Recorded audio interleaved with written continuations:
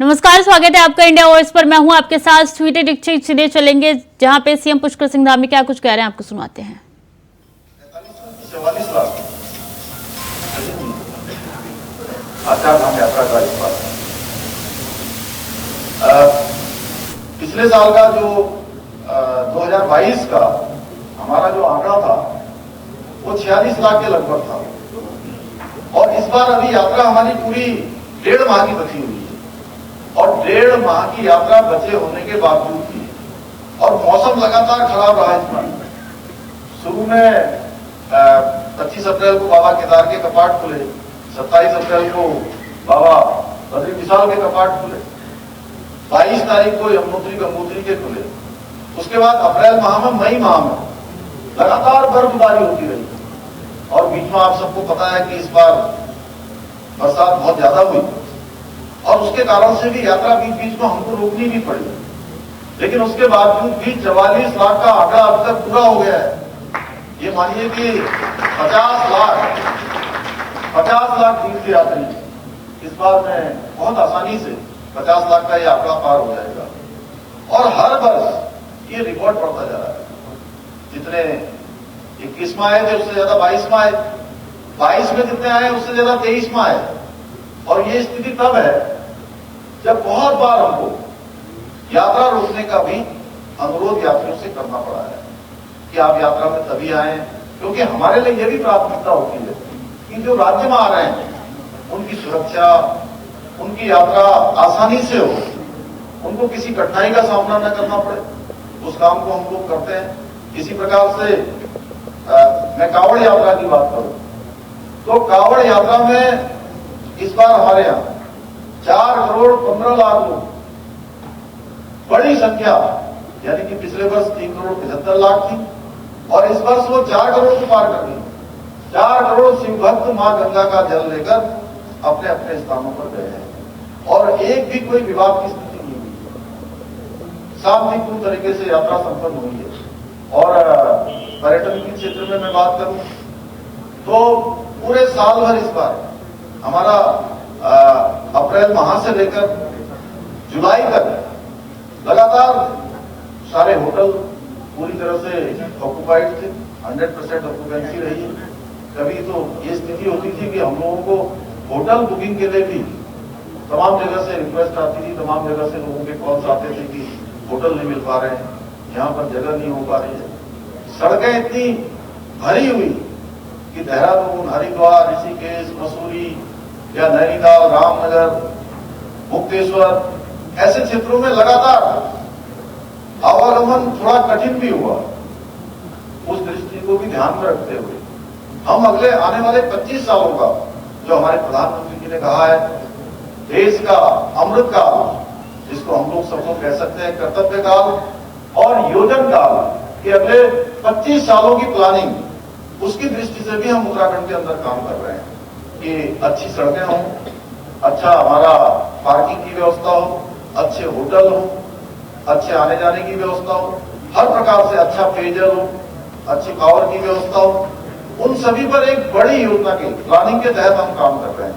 आप सबको मालूम है कि दिल्ली वासियों को सबको पता है, आने वाले समय में बहुत जल्दी जो हमारा एलिवेटेड सड़क का काम चल रहा है दिल्ली से देहरादून का, उस सड़क के कंप्लीट होते ही दिल्ली से देहरादून की दूरी बहुत कम होने वाली है। हमारा पंतनगर का एयरपोर्ट जो सिद्धपुर एरिया में है, रुद्रपुर में, वह हमने जो है उसको अंतर्राष्ट्रीय स्तर का बनाने के लिए 800 एकड़ जमीन हमने, राज्य सरकार ने उसको ट्रांसफर भी कर दी है। आने वाले समय में जल्दी एक आवागमन का अच्छा केंद्र, जैसे देहरादून का आज एयरपोर्ट हमारा दिन भर में लगभग 40 के आसपास 40 उड़ानें देश के विभिन्न शहरों के लिए देहरादून से होगी। 4 धाम कॉरिडोर रोडें बन गई हैं, और पहले जो लोग गए होंगे और अब जब जा रहे हैं तो एक नया अनुभव लेकर आ रहे हैं। अभी मैं आदरणीय प्रधानमंत्री जी का भी धन्यवाद करना चाहता हूं, आप सब बुद्धिजीवियों के बीच में से, हमारे उद्योग जगत के लोगों से, कि इस बार का जो G20 का समिट हुआ, हमारे लिए व्यक्तिगत रूप से मैं राज्य के स्तर पर बात करूं तो उत्तराखंड राज्य को भी एक नहीं बल्कि 3 अवसर हमको उपलब्ध हुए कि 3 बड़ी मीटिंगें हमने उत्तराखंड राज्य के अंदर आयोजित की और तीनों में जो हमारे डेलीगेट्स आए थे वो एक अच्छा अनुभव लेकर उत्तराखंड से गए। हमारी जो संस्कृति है, हमारा जो कल्चर है, हमारे यहाँ पर जो काम हुए हैं, या मैं कहूँ कि उत्तराखंड राज्य के साथ साथ देश के अन्य राज्यों में भी जहां भी हो गए, भारत की जो समृद्ध विरासत है, भारत का सामर्थ्य है, उसको पूरी दुनिया ने देखा। और हमको भी 3 बैठकें हुई तो और तीनों में हमारे भी ब्रांड एम्बेसडर बनकर वो गए। और इतना ही नहीं, मैं जब ब्रिटेन गया था, वहां के पर्यटन मंत्री से मिला तो उन्होंने मुझे सबसे पहले कहा कि क्या गजब का आपका G20 का आयोजन हुआ, आपके प्राइम मिनिस्टर की क्या प्लानिंग थी, कितने अच्छे तरीके से उन्होंने पूरी दुनिया को आपका देश दिखा दिया। गर्व की अनुभूति हुई, सीना चौड़ा हो गया जब दुनिया के दूसरे देशों में आज हमारी इस प्रकार की प्रसिद्धि हो रही है। और उसके कारण से मैं उत्तराखंड की बात करने जरूर आया हूं आप सबसे, लेकिन आज पूरी दुनिया के अंदर एक वातावरण तैयार हुआ है कि आने वाले जो 25 साल हैं वो आज भारत के 25 साल होने वाले हैं। यानी कि पूरे इंडिया के अंदर भारत के लोग, भारत के अंदर पूरी दुनिया के लोग आज जो है व्यापार के लिए, निवेश के लिए आना चाहते हैं। ये हमारे लिए बहुत बड़ी उपलब्धि है।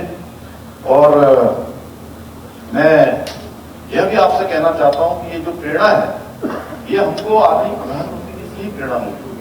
जब वो गुजरात राज्य के मुख्यमंत्री थे, पिछले दिनों में देख रहा था कि उनका वाइब्रेंट गुजरात का जो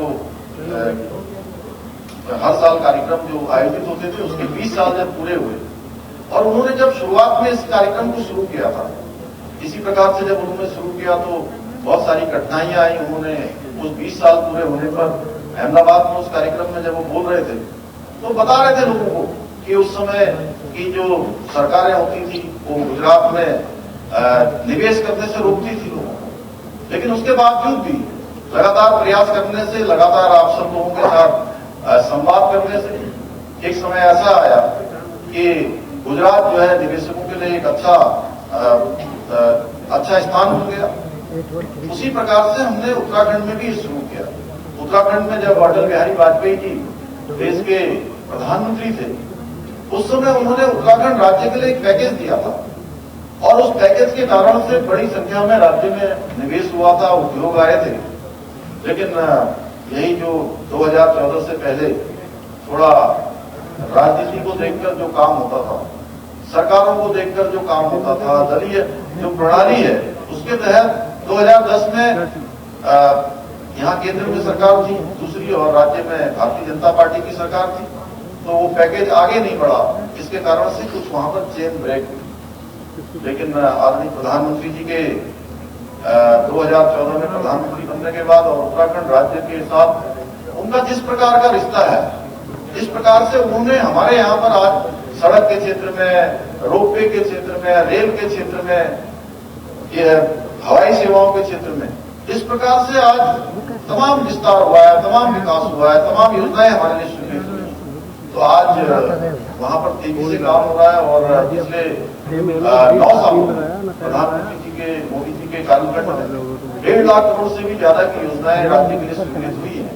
उसके कारण से हमको तमाम तरह से आज आगे बढ़ने का अवसर मिल रहा है। दो अभी एक एम्स हमारे यहाँ पर ऋषिकेश में चलता है, मैं आप सबको बताऊँ, ऋषिकेश का एम्स संचालित है। वहीं दूसरा एम्स भी उधम सिंह नगर में, उसका सैटेलाइट सेंटर भी हमारे लिए स्वीकृत हो गया है।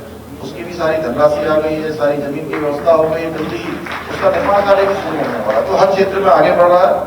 तो जो प्रधानमंत्री जी ने हमसे अपेक्षा की है और उन्होंने बाबा केदार की भूमि से कहा है, तो बाबा केदार के, मैं समझता हूँ दुनिया में सभी बाबा केदार के भक्त हैं, सभी श्रद्धालु हैं, तो कहीं ना कहीं उनके इस कथन को पूरा करने के लिए हम प्रतिबद्ध हैं। इसके लिए एक क्षण भी रुके बिना थके हुए, निरंतरता से हम इस काम पे लगे हुए हैं। आज के इस अवसर पर मैं आप सभी के साथ एक बात और कहना चाहता हूं कि निश्चित रूप से जो हमारा ये संकल्प है, ये आप सबके आशीर्वाद के बिना पूरा नहीं हो सकता है, आप सबकी शुभकामनाओं के बिना पूरा नहीं हो सकता है। मुझे पूरा विश्वास है कि देवभूमि उत्तराखंड के लगभग 1.25 करोड़ देवतुल्य जनता की ओर से मैं इस इन्वेस्टर ग्लोबल समिट की सफलता के लिए आप सभी को 8 और 9 दिसंबर को जो देहरादून में आयोजित हो रहा है FRI जो रिसर्च इंस्टीट्यूट है हमारा फॉरेस्ट का, उसमें भाग लेने के लिए आप सबको आमंत्रित करने भी आया, जहां आप सब लोग हमारे ज्ञान जी से लेकर जनरल ग्रुप में और अनेकों समूह ने हमारे साथ करार किया है।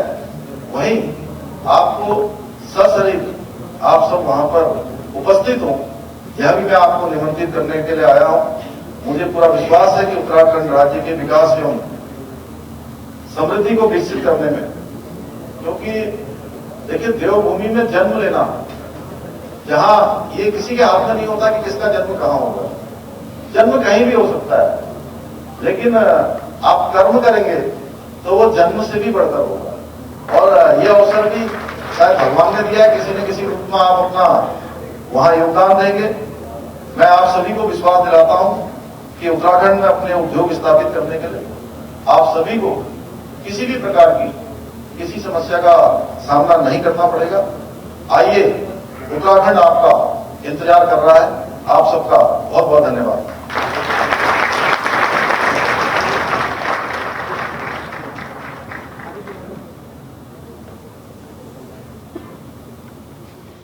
Thank you, sir, for sharing such an empowering message. This whole place is vibrating with all the positive energy now.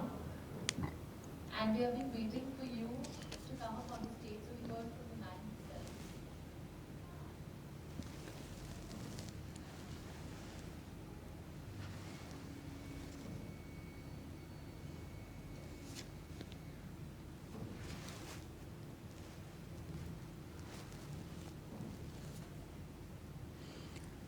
तो आप सुन रहे थे सीएम पुष्कर सिंह धामी को, उन्होंने लास्ट वर्ड कहा था। आइए, आप सबका उत्तराखंड इंतजार कर रहा है, क्योंकि ग्लोबल इन्वेस्टर समिट होना है, उसके लिए वो दिल्ली पहुंचे, सबको आमंत्रित करने के लिए। तमाम बड़ी बातें उन्होंने उत्तराखंड में जो उपलब्धियां हासिल की है वो गिनवा रहे थे। वक्त तो चला छोटे से ब्रेक का, चल लौट रहे हैं।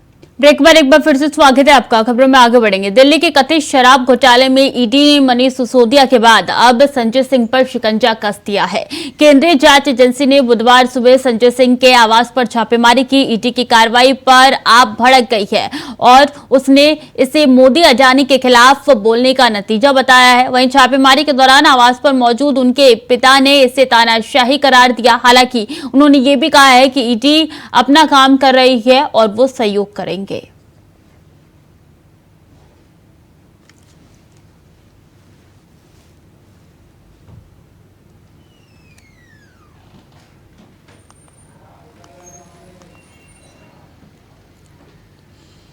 वहीं ईडी के एक्शन में बीजेपी ने आम आदमी पार्टी पर जमकर हमला बोला है। क्या कुछ कहा है बीजेपी नेताओं ने, आइए आपको सुनाते हैं।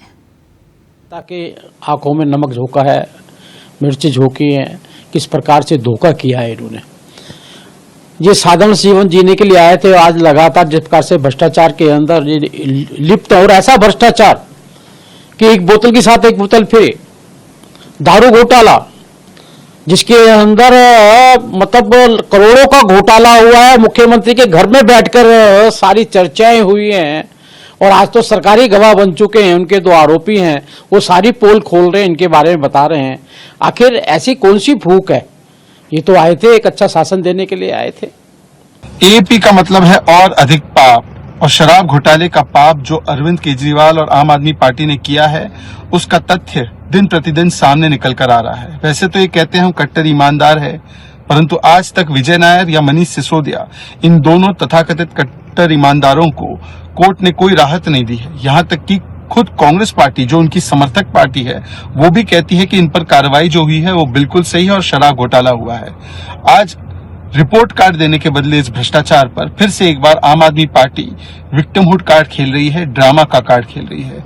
इस पूरे घोटाले में 2 लोगों ने अप्रूवर बनने का काम किया है। उसमें से एक है दिनेश अरोड़ा, वही दिनेश अरोड़ा जो मनीष सिसोदिया के साथ भी दिखाई देते हैं, जिनके बड़े बड़े नाइट क्लब और बार भी है, और जिनके साथ संजय सिंह का सीधा सीधा कनेक्शन है, और किस प्रकार से संजय सिंह ने उन्हें मनीष सिसोदिया से मिलाने का काम किया और पैसे इकट्ठा करवाने के काम किए। ये सारी बातें सामने आ चुकी है। और वही पैसे किस प्रकार से चुनावों में दिल्ली से लेकर अन्य राज्यों तक इस्तेमाल किए गए। अब तो कोर्ट की प्रोसीडिंग में भी आ चुका है कि ये शराब घोटाला किस प्रकार से हुआ, क्या मोडस ऑपरेंडाई थी, किस प्रकार से ये दिल्ली के मुख्यमंत्री केजरीवाल जी के घर तक जाता है और किस प्रकार से मनीष सिसोदिया तो इसके मुख्य आर्किटेक्ट है ही, परंतु इसके साथ साथ पूरी दिल्ली सरकार इसमें शामिल है। और दिल्ली सरकार ने स्वयं ये माना है, क्योंकि उन्होंने नई पॉलिसी को हटाकर पुरानी पॉलिसी पर जाने का काम किया है। आज विक्टिमहुड कार्ड नहीं, आज रिपोर्ट कार्ड देना होगा। अगर ये वेंडेटा पॉलिटिक्स है, जैसे आम आदमी पार्टी बताती है, तो कांग्रेस पार्टी क्यों समर्थन कर रही है कि इस पर कार्रवाई होनी चाहिए और मनीष सिसोदिया की गिरफ्तारी को सही बता रही है? क्या कांग्रेस पार्टी अब अपना स्टैंड चेंज करेगी? दूसरा, क्या 2.5% कमीशन 12% किया गया था? नहीं किया गया था। क्या कोविड के पीक काल में जब आपको दिल्ली की जनता की सेवा करनी थी, तब आपने एक ऐसी पॉलिसी बनाई जिससे कि शराब घोटालेबाजों को इसका फायदा हो, करोड़ों रुपए उनसे ऐंटे? इसके स्टिंग ऑपरेशन भी आ चुके हैं। इसके अलावा कई सारे दस्तावेज और सबूत भी सामने आ चुके हैं। कैसे बड़ा मुनाफा दिलवाया गया शराब घोटालेबाजों को, ये भी सामने आ चुका है। ब्लैकलिस्टेड कंपनी को शो कॉज दिया गया, परंतु उन पर कार्रवाई नहीं की गई।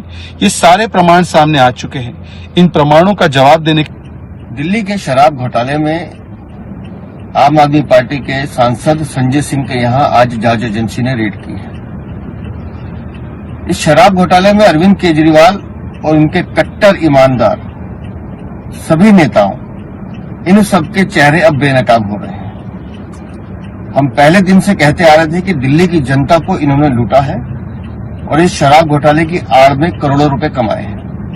इस चार्जशीट में पहले से संजय सिंह का नाम था, लेकिन कल जब इस शराब घोटाले के मुख्य अभियुक्त दिनेश अरोड़ा और वाईएसआर के नेता राघव मंगूटा रेड्डी ने सरकारी गवाह बनने की ठानी, तो उसके बाद से ये तय है कि अरविंद केजरीवाल और उनके सभी साथी जो इस शराब घोटाले में लिप्त हैं, जिन्होंने दिल्ली की जनता को लूटा है, उन सबके चेहरे भी बेनकाब होंगे और ये सभी अपराधी जल्द ही अपने सही ठिकाने पर होंगे। और अमेठी के जायज कोतवाली क्षेत्र के दुल्ला फैजगंज इलाके में एक बुजुर्ग की संदिग्ध परिस्थितियों में मौत हो गई है। मामले में बुजुर्ग के परिजनों ने कुछ दबंगों पर पीट कर हत्या करने का आरोप लगाया है। मृतक के परिजनों की माने तो मस्जिद के बगल की जमीन को लेकर हुए विवाद में दबंगों ने बुजुर्ग के साथ मारपीट की, जिसके बाद उनको देर रात अस्पताल में भर्ती कराया गया, जहां इलाज के दौरान उनकी मौत हो गई। जिसके बाद परिजन शव को कोतवाली लेकर पहुंचे और जमकर प्रदर्शन किया। वहीं परिजनों की तहरीर पर पुलिस ने रिपोर्ट दर्ज कर कार्रवाई शुरू कर दी है।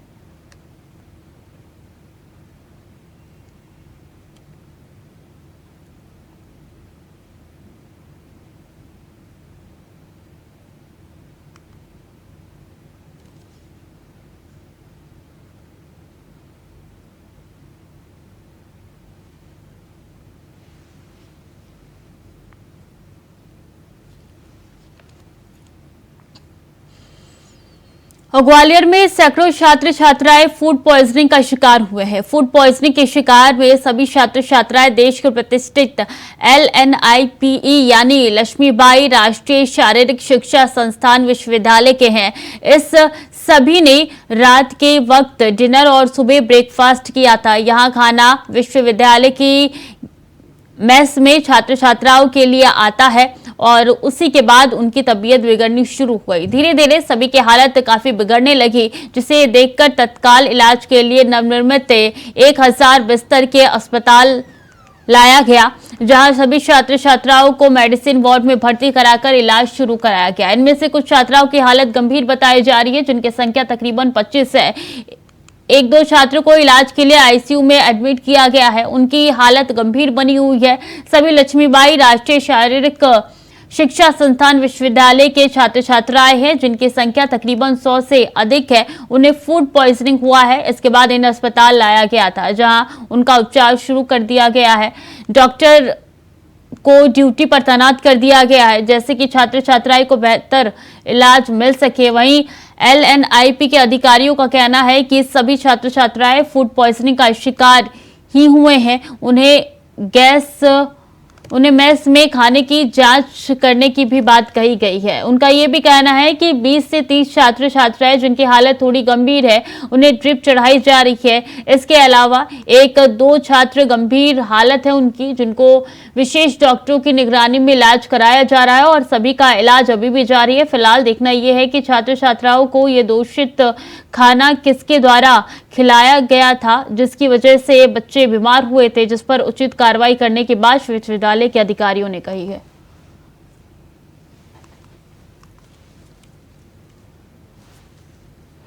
कल शाम को मुझे सूचना मिली कि इस तरह का कुछ वाकया LNIP में ऐसा हुआ है, तो तत्काल हमने तैयारी शुरू कर दी थी। जैसा कि आपने देखा ही होगा, ये इस विषय में हमेशा ही ट्रेंड हमारा स्टाफ रहता है। वो पलंग नहीं थे, तत्काल पलंगों की व्यवस्था जहां जहां हो सकती थी वहां किया। करीबन 100 के आसपास बच्चे आए और मैं स्वयं भी आ गया था। तो रात को करीबन 11:30-12 बजे तक सबको सेटल करके और सबको इलाज दिया गया है।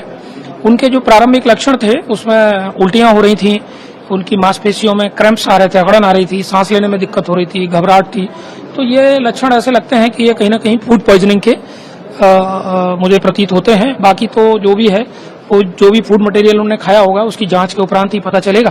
पर मेरी तरफ से मैं ये कह सकता हूं कि मेरा स्टाफ, मेडिसिन डिपार्टमेंट पूरा, नर्सिंग स्टाफ, टेक्निकल स्टाफ, मेरे मैनेजर, सब लोगों ने मोर्चा संभाल लिया और भगवान की असीम कृपा है कि किसी तरह का किसी बच्चे को कोई अभी ह्यूमन लॉस नहीं हुआ। एक बच्चा काफी सीरियस है तो उसको हमने वेंटिलेटर पे डाला हुआ था और बाकी 5-6 बच्चे और थोड़े से सीरियस थे, उनकी गहन चिकित्सा हो रही है, उनको ICU में रखा गया है। हमारा प्रयास यही होगा, एज ए जॉइंट डायरेक्टर मैं ये कह सकता हूं कि हर कीमत पर हर बच्चे को, क्योंकि वो किसी न किसी माता पिता के बहुत प्यारे बच्चे हैं, तो उनको किसी तरह का लॉस नहीं हो, ये मेरी पहली प्राथमिकता है। और राजस्थान के भरतपुर जिले के चिकसाना थाने इलाके में आगरा जयपुर नेशनल हाईवे पर खड़े ट्रेलर में एक सवारियों से भरी बस ने टक्कर मार दी, जिस कारण बस के ड्राइवर, हेल्पर और एक सवारी की मौत हो गई। वहीं 24 सवारियां घायल हो गई हैं। फिलहाल पुलिस ने रिपोर्ट दर्ज कर जांच शुरू कर दी है।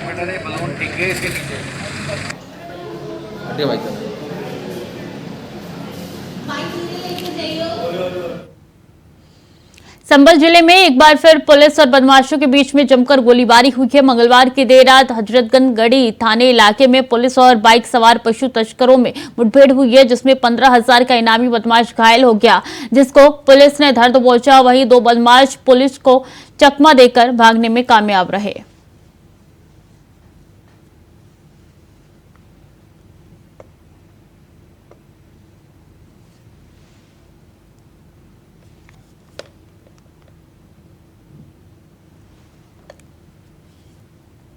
और बेरमो में CCL कथारा क्षेत्र के गोविंदपुर परियोजना में भूधसान की घटना हुई है, जिसमें 2 दिन बाद मलबे में सुरक्षा गार्ड का शव मिला है। बता दें कि 1 अक्टूबर से हुई इस घटना में एक सुरक्षा गार्ड सुबोध कुमार लापता था, जिसकी तलाश CCL रेस्क्यू टीम द्वारा हादसे के बाद से की जा रही थी। तो वहीं बुधवार को सुबह लगभग 10 बजे मलबा में मोटरसाइकिल मिली, जिसके बाद सुरक्षा गार्ड की तलाश और भी तेज कर दी गई थी और काफी जद्दोजहद के बाद मलबे में शव दबा हुआ मिला है। बताया जा रहा है कि शव मिलते ही सुरक्षा गार्ड परिजनों में कोहराम मच गया।